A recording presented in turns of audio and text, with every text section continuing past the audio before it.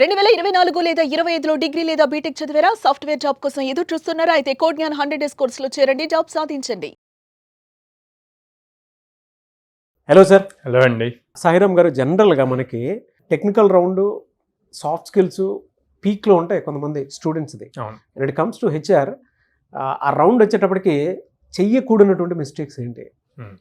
అంటే సాధారణంగా మిస్టేక్స్ చేస్తారు, బట్ చెయ్యకూడనటువంటి మిస్టేక్స్ ఏంటి అసలు? సో బేసిక్గా టెక్నికల్ రౌండ్ నుంచి హెచ్ఆర్ రౌండ్కి వెళ్ళాక 90% ఫెయిల్ అవుతారు. 90% ఫెయిల్ అవుతారు. టెక్నికల్ రౌండ్ కంప్లీట్ చేసుకొని క్వాలిఫై అయ్యి హెచ్ఆర్ రౌండ్కి వెళ్ళిన వాళ్ళు 90% ఫెయిల్ అవుతారు. వెరీ షాకింగ్ సినారియో అండి. పిల్లలు కూడా తెలుసుకోవాల్సింది. అవును. సో వాళ్ళు ఒకటి ఓవర్ కాన్ఫిడెన్స్లో ఉంటారు. నేను టెక్నికల్గా స్ట్రాంగ్, హెచ్ఆర్ ఏముంది క్యాజువల్ రౌండ్, మన గురించి అడుగుతారు లేదా ప్యాకేజ్ నెగోషియేట్ చేస్తారు అన్న థాట్లో ఉంటారు అనమాట. మిమ్మల్ని భయపెట్టడానికి చెప్పట్లేదమ్మా, రియల్ ఫ్యాక్ట్స్. సో మీరు డైరెక్ట్గా కంపెనీస్లో హెచ్ఆర్స్గా వర్క్ చేస్తున్న వాళ్ళతో మాట్లాడినా కూడా సేమ్ ఫ్యాక్ట్స్ వస్తాయి. చాలా ఇంపార్టెంట్. ఆ మెయిన్ ఆ ఓవర్ కాన్ఫిడెన్స్ వల్లే వాళ్ళ దాకా వచ్చిన జాబ్ని వాళ్ళు చేతులారా మిస్ చేసుకుంటున్నారు అనమాట. సో అక్కడ వాళ్ళ మైండ్ సెట్ చేంజ్ అవ్వాలి. ఓకే, అంటే హెచ్ఆర్ రౌండ్ అన్నది చాలా ఇంపార్టెంట్ అన్నది వాళ్ళు ఫీల్ అవ్వాలి. సో దీనికి వెళ్ళే ముందు అసలు కనీసం ఏ కంపెనీకి వెళ్తున్నాము, ఆ కంపెనీ ఏం చేస్తుంది అన్నది కూడా కనీసం రీసెర్చ్ చేయరు. ఇప్పుడు టెక్నికల్ రౌండ్ అయ్యి హెచ్ఆర్ రౌండ్కి వెళ్ళేటప్పుడు కొంత టైం ఉంటుంది. అది అనౌన్స్ చేసిన నెక్స్ట్ సెకండే మిమ్మల్ని హెచ్ఆర్ రూమ్లోకి పిలవరు కదా. ఎంఎన్సీస్ అయితే డేస్ గ్యాప్ ఉంటాయి, స్టార్టప్స్ అయితే అవర్స్ గ్యాప్ ఉంటుంది. సో ఆ టైంలో రీసెర్చ్ చేసుకోవాలి. ఆర్ అట్లీస్ట్ మేము ఇంటర్వ్యూకి అప్లై చేసాము, అసలు ఈ కంపెనీ ఏం చేస్తుంది అన్న రీసెర్చ్ చాలా important.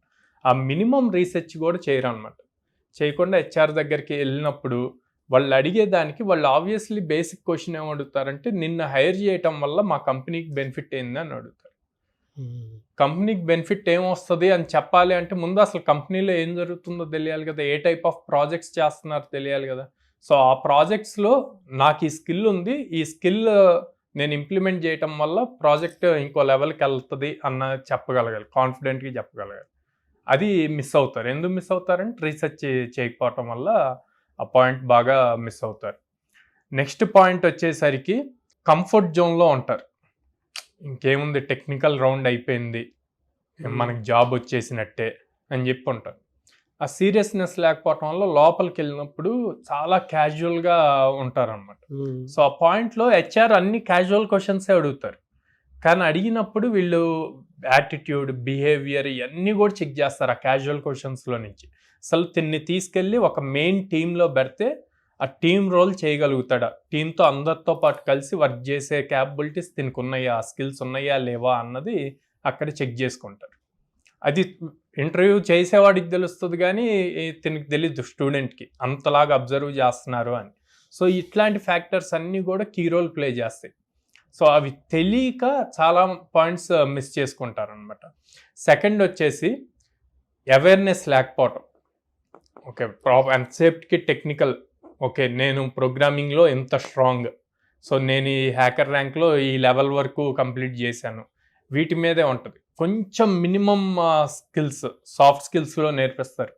So proper communication and attitude, behaviour, HR రౌండ్లో హెచ్ఆర్తో ఎలా బిహేవ్ చేయాలి అని చెప్పి కొన్ని స్కిల్స్ నేర్పిస్తారు. అవి గనక నేర్చుకుంటే గనక ఇంకా ఈజీ అవుతుంది. సో అది నేర్చుకోకపోవటం వల్ల లేకపోతే నెగ్లెక్ట్ చేయటం వల్ల నాకున్న స్కిల్కి స్కిల్ చూసే ఇచ్చేస్తారు అని చెప్పి ఉన్న థాట్తో అవన్నీ మిస్ చేసుకుంటారు అనమాట. చిన్న ప్రౌడ్ మూమెంట్, దానివల్ల కామన్ సెన్స్ కంప్లీట్ లాస్ అయిపోయి ఉంటారు. అంతేలేండి. హెచ్ఆర్ దగ్గర మేజర్గా తను అడిగిన దానికి మనం ఎక్స్ప్రెస్ చేయాలి. అంతకుముందు రౌండ్స్ వరకు టెక్నికల్ ఉంటుంది, అంటే మీరు కోడింగ్ చేయటం వీటి మీదే ఉంటుంది. కోడింగ్ బేసిక్ క్వశ్చన్స్ అడుగుతారు, అప్పుడు దాకా మీకు కోడింగ్ చేసి ఉన్నారు కాబట్టి ఈజీగా చెప్పగలదు. బట్ ఇక్కడ హెచ్ఆర్ రౌండ్లో జనరల్ క్యాజువల్ క్వశ్చన్స్ అడిగినప్పుడు మీ కమ్యూనికేషన్ కూడా చెక్ చేస్తారు. ఆ కమ్యూనికేషన్ ఎంత బాగుంది అని చెక్ చేస్తారు. సో దాన్ని కూడా వన్ ఆఫ్ ద మిస్టేక్స్ బాగా ఎక్కువ చేస్తారనమాట స్టూడెంట్స్ ఎవరైతే టెక్నికల్ అయ్యి హెచ్ఆర్కి వెళ్తున్నారు అన్నది.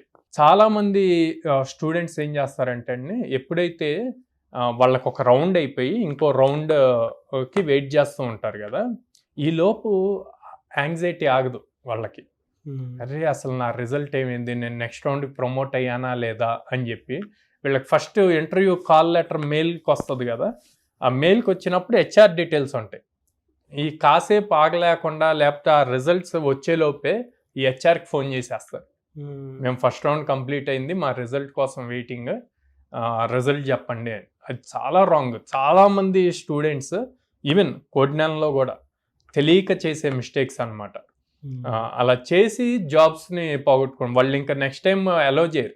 ఎందుకు అంటే అక్కడ పేషెన్స్ ఉండాలి, అది కూడా చెక్ చేస్తారు ఎంత పేషెంట్గా ఉన్నారు అన్నది.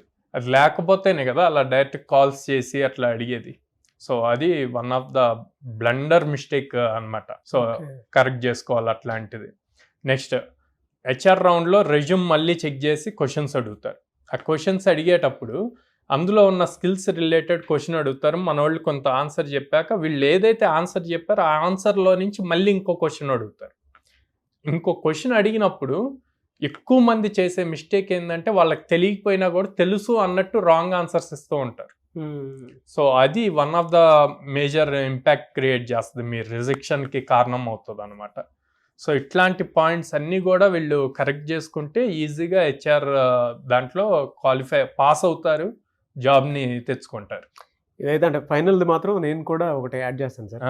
రెగ్యులర్గా ఈవెన్ ఇప్పుడు మీరైనా సరే నేనైనా సరే ఒక ఎంప్లాయీని తీసుకునేటప్పుడు ఏం చేస్తామనంటే ఎంత హానెస్ట్గా రెజ్యూమ్లో ఏముందో ఏం మాట్లాడుతున్నారో అనేటువంటిదే చూస్తాము. ఈవెన్ మీరైనా సరే నేనైనా సరే మీరు ఎంత హానెస్టీ మెయింటైన్ చేస్తే అంత మంచిది. ఎందుకంటే మేమే జనరల్గా ఎంప్లాయీస్ని తీసుకునేటప్పుడు రెజ్యూమ్లో ఏముందో చూసి దాన్ని బట్టి క్వశ్చన్ చేస్తే కొంతమంది పిల్లలు ఆన్సర్ చేయలేరు. అండ్ జనరల్గా మేము చెప్పేదే అలాంటిది. మీరు సాఫ్ట్వేర్ ఇంటర్వ్యూకి వెళ్ళేటప్పుడు మీ రిలేటెడ్ ఏదైనా అడగొచ్చు, లేదంటే అందులో నుంచి తీసుకొచ్చేదని అడిగేటప్పుడు తెలిస్తే తెలుసని చెప్పాలి, లేదంటే లేదని చెప్పాలి. ఆటోమేటిక్గా ఫేస్ చూసేటప్పుడు వాళ్ళకు క్లారిటీ వచ్చేస్తుంది. మీరు ఎంత హానెస్టీ మెయింటైన్ చేస్తే అంత మంచిది. మనమే చూస్తూ ఉంటాం కదా. హెచ్ఆర్ స్ట్రాటజీస్ లో ఐస్ మూవ్మెంట్ ని బట్టి కూడా చెప్తారండి. జెన్యూన్ ఆన్సర్ చెప్తున్నారా లేదా ఆలోచించి ఏదో చెప్పాలి కాబట్టి చెప్తున్నారా అన్నది ఐస్ మూవ్మెంట్స్ ని బట్టి కూడా చెప్తారు. సో అట్లాంటి అన్ని కూడా కేర్ఫుల్ గా వెళ్ళాలి హెచ్ఆర్ రౌండ్కి వెళ్ళేటప్పుడు. Very good sir. సో అలాంటి సాఫ్ట్ స్కిల్స్తో పాటు అన్నీ నేర్చుకుందాము అనుకునేటువంటి స్టూడెంట్స్ చాలామంది ఉన్నారు.